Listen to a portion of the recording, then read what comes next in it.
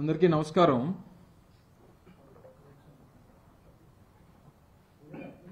ఈరోజు హైదరాబాద్ వేదికగా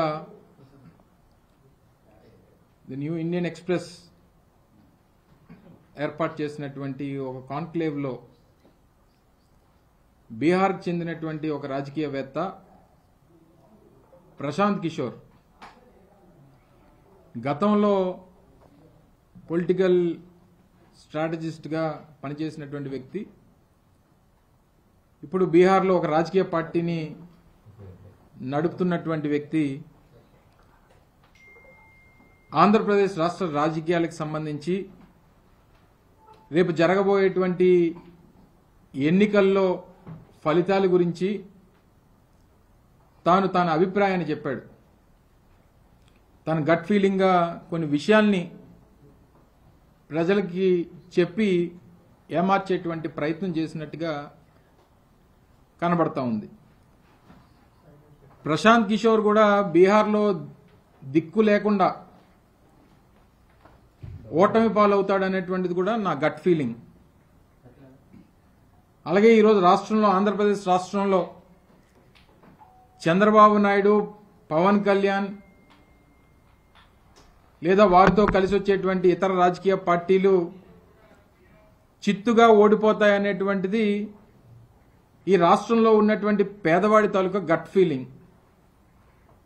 మరి రాష్ట్రంలో ఉన్నటువంటి ప్రజలు, రాష్ట్రంలో ఉన్నటువంటి పేదవాడి తాలూకా అభిప్రాయాన్ని తీసుకుంటామా, లేదా ఎక్కడి నుంచో బీహార్ నుంచి వచ్చినటువంటి వ్యక్తి ప్రశాంత్ కిషోర్ లాంటి వ్యక్తులు మాట్లాడినటువంటి మాటను తీసుకుంటామనేటువంటిది ప్రజలు ఆలోచన చేస్తారనేటువంటిది ఒకసారి ఈ సందర్భంగా తెలియజేస్తా ఉన్నా. ఎందుకంటే ఈరోజు తెలుగుదేశం పార్టీకి సంబంధించినటువంటి కొన్ని ఛానల్స్, ఎల్లో మీడియా ఏదైతే ఉందో దాన్ని పదే పదే ప్రజలకు చూపించి ప్రశాంత్ కిషోర్ అనేటువంటి ఒక వ్యక్తి చెప్పినటువంటి మాటలు ఏదో నిజమైపోతాయనేటువంటి ఒక అభిప్రాయాన్ని ప్రజల్లో కల్పించాలనేటువంటి ప్రయత్నం చేస్తున్నట్టుగా కనబడతా ఉంది. ఒకవేళ నిజంగా అదే జరుగుతుంది అనేటువంటి పరిస్థితి వస్తే మరి ఇదే వ్యక్తి చంద్రబాబు నాయుడు గారికి ఎందుకు వారు ఉచిత సలహాలు ఇస్తా ఉన్నాడు, ఉచిత సలహాలు కాదులేండి, సలహాలు ఇస్తా ఉన్నాడు. డీబీటీ వల్ల అంటే ఏదైతే గడిచినటువంటి 5 సంవత్సరాలుగా ఈ రాష్ట్రంలో వైఎస్ఆర్ కాంగ్రెస్ పార్టీ ప్రభుత్వం జగన్మోహన్ రెడ్డి గారి నాయకత్వంలో 2.5 లక్షల కోట్ల పైచిలకు డైరెక్ట్ బెనిఫిట్ ట్రాన్స్ఫర్ ద్వారా పేదవాడికి మంచి చేసేటువంటి కార్యక్రమం చేశాము. దానివల్ల ఓట్లు రావు, దానివల్ల ఈ ప్రభుత్వం లేదా వైఎస్ఆర్ కాంగ్రెస్ పార్టీ గెలవడం కష్టం అనేటువంటి మాట మాట్లాడారు. మరి ఇదే నిజమై ఉంటే మరి ఆయన ఎందుకు చంద్రబాబు నాయుడు గారికి సూపర్ 6 అనేటువంటి పథకాల్ని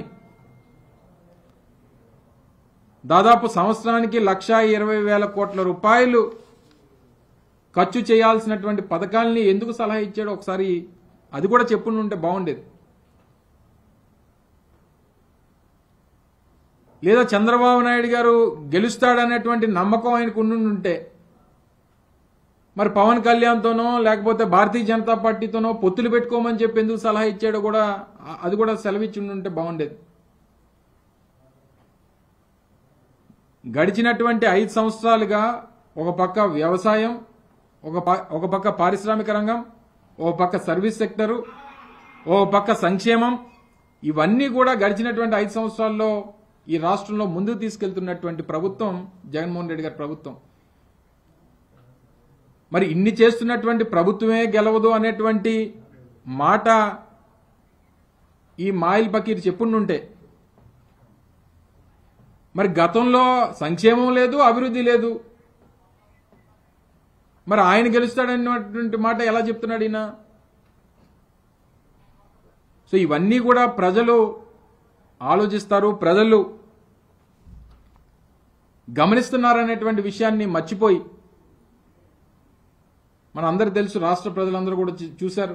నెల రోజుల క్రితం ఆయన వచ్చి చంద్రబాబు నాయుడు గారిని బహిరంగంగా కలిసినటువంటి సందర్భాన్ని చూశాం. చంద్రబాబు నాయుడు గారిని కలిసిన తర్వాత జరుగుతున్నటువంటి పరిణామాలు చూస్తూ ఉన్నాం, వారు మాట్లాడుతున్నటువంటి మాటలు చూస్తూ ఉన్నాం.